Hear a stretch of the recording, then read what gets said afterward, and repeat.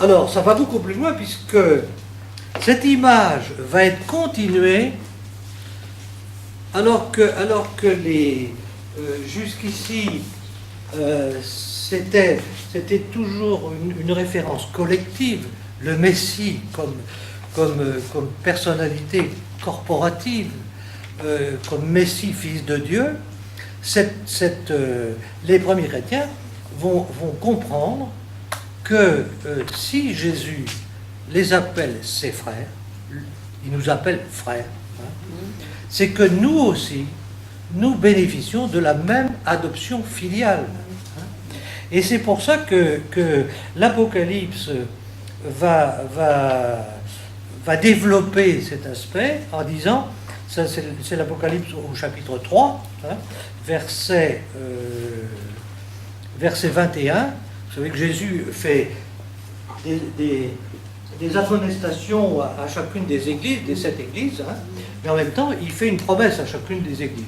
Et la dernière promesse, c'est le vainqueur, c'est-à-dire celui qui partage ma victoire, je lui donnerai de prendre place auprès de moi sur mon trône, comme moi-même, après ma victoire, j'ai pris place auprès de mon Père sur mon trône. Est-ce que vous voyez comment les choses cheminent? Celui qui a des oreilles, qu'il écoute ce que l'Esprit dit aux églises. C'est Apocalypse, chapitre 3, verset 21.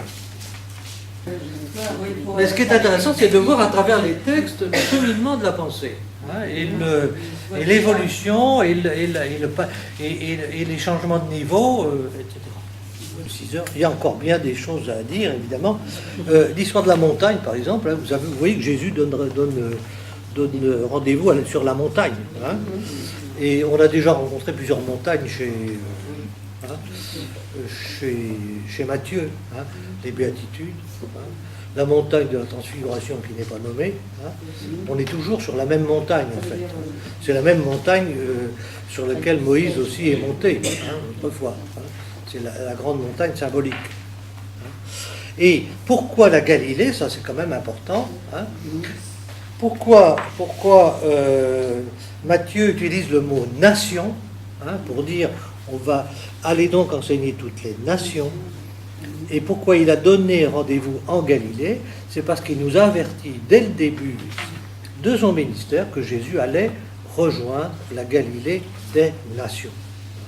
Et donc là, le mot de nation, c'est pas un mot de nos modernes, de nos nations modernes, c'est les goy, c'est les non-juifs, c'est les nations dont il est question tout au long de la Bible et qui sont en question à travers l'histoire biblique. Pardon? Il le dit pas. Ah non, puisqu'il n'est pas dans la même perspective. Lui, il commence par annoncer déjà que Jésus est le Fils de Dieu. Mais il nous dit tout au long de son évangile, il ne suffit pas de le lire, il faut comprendre de quoi il s'agit. Et ne croyez pas que vous avez compris.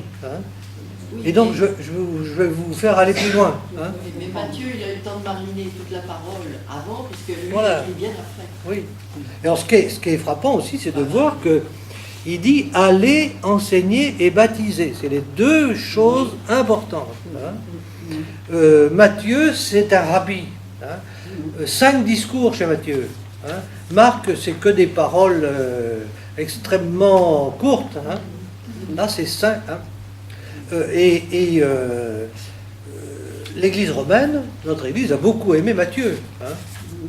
Ça a été l'évangile par excellence, commenté, médité par l'Église romaine, qui a parfaitement entendu ce double commandement, aller baptiser, enseigner et baptiser. Elle a peut-être trop baptisé. Alors, elle a peut-être trop enseigné et trop baptisé. C'est pourquoi